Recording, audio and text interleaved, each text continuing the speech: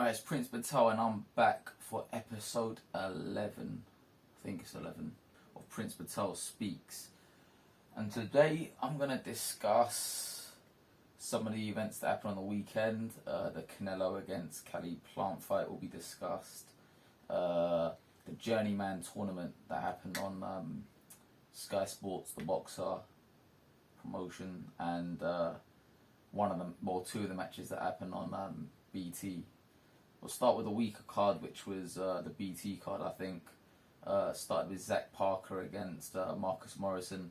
Marcus Morrison's turning into like a live gatekeeper type journeyman.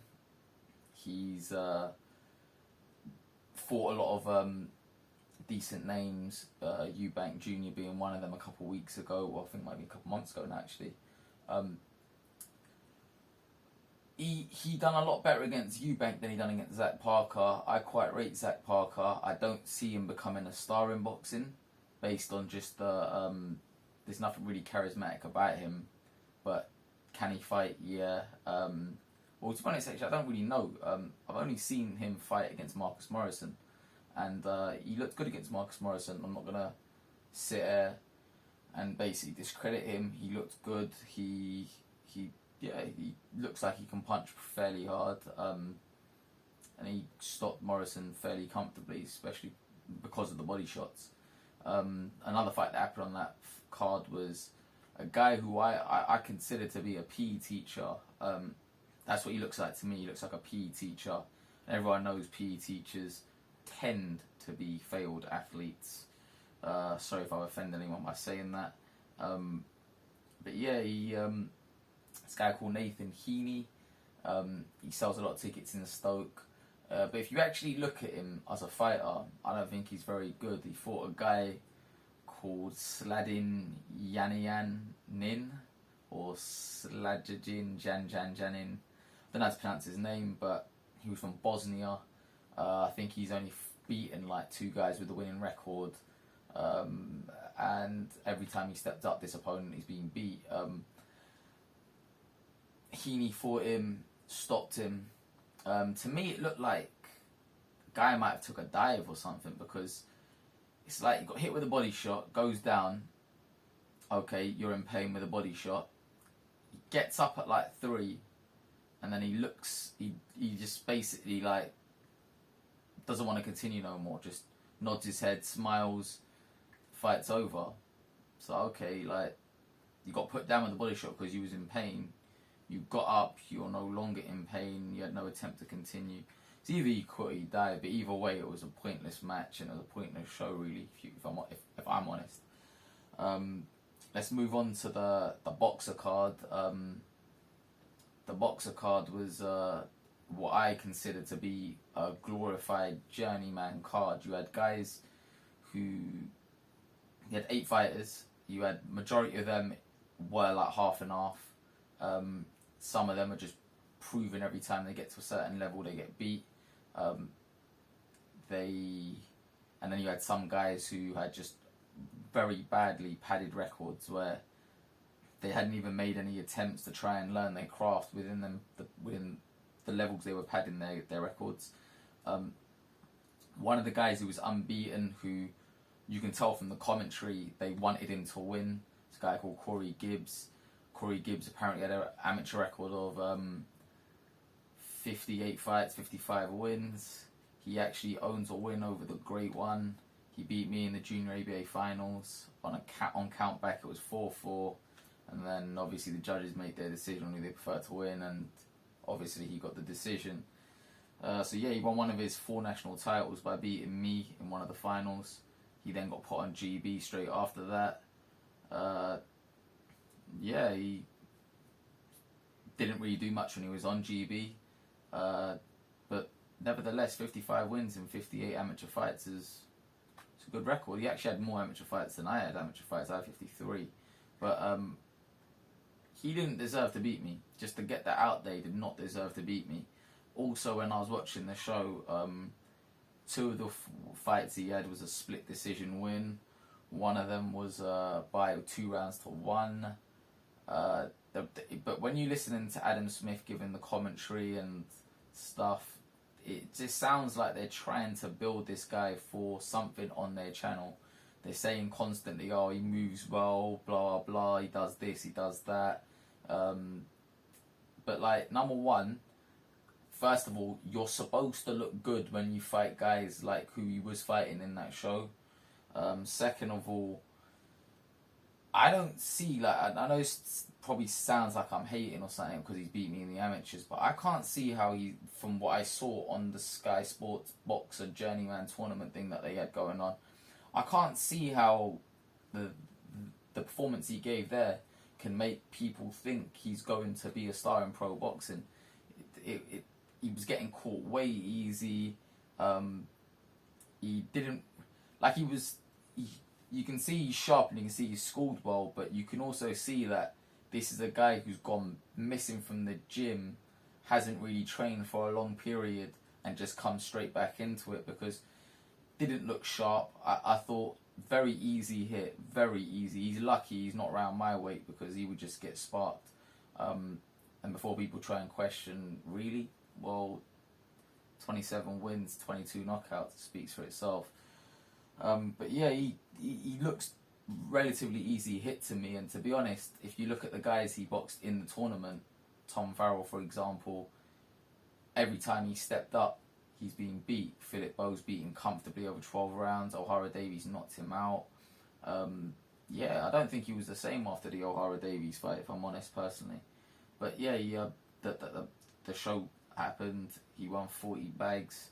Now, what I think is Sky Sports need to eliminate these journeyman tournaments.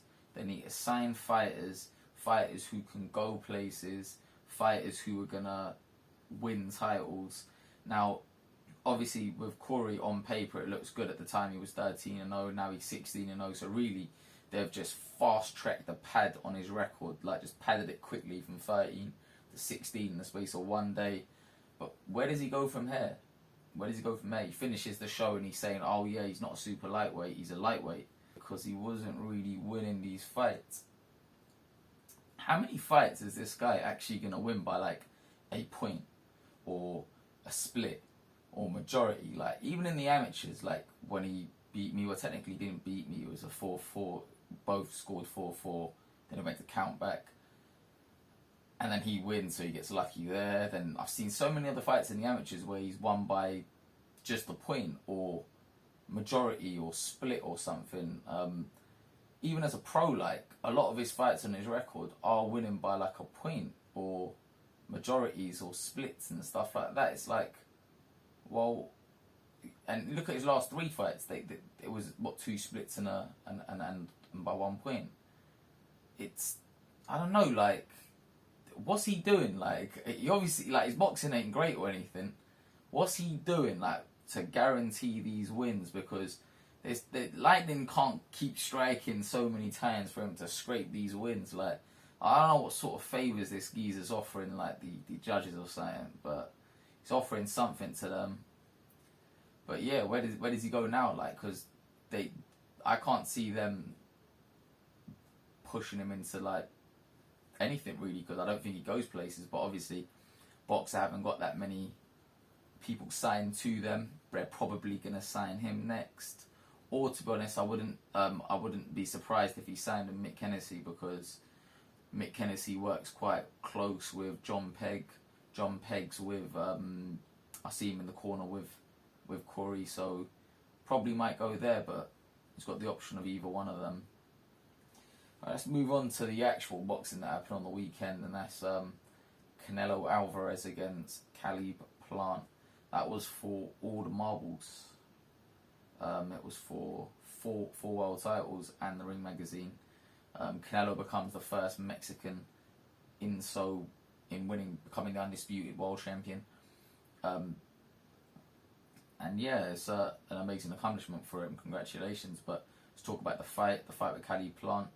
Caleb Plant had the world title to this, which is the IBF. He had the world title to that at super middle. I think, to be honest, like, the scorecards was a lot wider than what I had the fight at the time. Like, Canelo was in control. Canelo was winning majority of the rounds, well, majority most of the rounds. it's like with Canelo, like he's so strong, so powerful, he can dictate the pace at any given opportunity. I thought with Plant, not he just didn't have the power to like really gain respect of Canelo. Like he was moving, his defense was nice. He was early on, it was all right. He was actually growing into the fight, like the mid rounds and stuff. I thought Plant was doing really well, but he just didn't have the power to gain the respect of Canelo, and Canelo just walking him down like a complete tank, just letting off some hard shots. And yeah, it ended with Canelo just basically, in my opinion, just manhandling him and stopping him in the 11th round. Even if it did go points, I think Canelo was winning. But yeah, I wonder where Canelo goes now. Like, does he try and unify the light heavyweight division? Not unify, does he try to become undisputed champion at light heavyweight? Could he still make middleweight? I don't know. You guys let me know in the comment section. Also, on the stuff that I was saying before, let me know in the comment section what you guys think, and we can push it forward. And a lot of people are asking me, by the way, when I'm fighting next. I've got a surprise for when I'm fighting next. As I said before, I'm going to have one more, and then the one after that will be a world title. And if I'm brutally honest, my fight after my next one has to be a world title. If I'm honest, I'm just going to walk away from boxing because I feel like I'm getting bored with it. I'm getting bored with boxing. I believe I'm one of the biggest achievers in boxing. I'm definitely one of the highest accomplished non-world champions in boxing. Literally, yeah, I'm going to have one more match. It's going to be pretty soon. And after that, if I don't get a world title fight, I'm gone from boxing. I probably won't even continue the channel, I'm joking. I probably will continue the channel even if I go from boxing, but I'm just getting bored of it. It seems like nothing's going on in the sport. I'm seeing, no disrespect to the people, but I'm seeing a journeyman version of prize fighter against guys who, they ain't going to be winning this and this. Come on, man. Like, the guys in that tournament was shocking. Then on the other card, you had a geezer who's a damn PE teacher, and because he got a few mates and stuff, he sells a few tickets. He's getting to fight for titles on a show against a guy who's just absolutely shocking and effectively took a dive against him. It's just embarrassing. It's embarrassing. But yeah, after watching both that rubbish, yeah, I had no choice but to watch Canelo and just appreciate the level of ability he had, because the shit that I was watching before, I was embarrassed to be a part of the sport of boxing, especially with that tournament that I watched. That was just shocking. And then a PE teacher fighting some guy from Bosnia who just effectively just gave him a title. It was shocking. Zach Parker looked good though, but yeah, I had to watch Canelo just to get back into the good, to refresh my brain from the BS I was watching. To be honest, I see Zach Parker was saying that he wants to fight Canelo next. You guys at home, let me know what you think, how that would go. He's WBO #1. Canelo's undisputed world champion. Let me know, guys. It's peace from the Prince. Make sure you like, comment and subscribe, of course.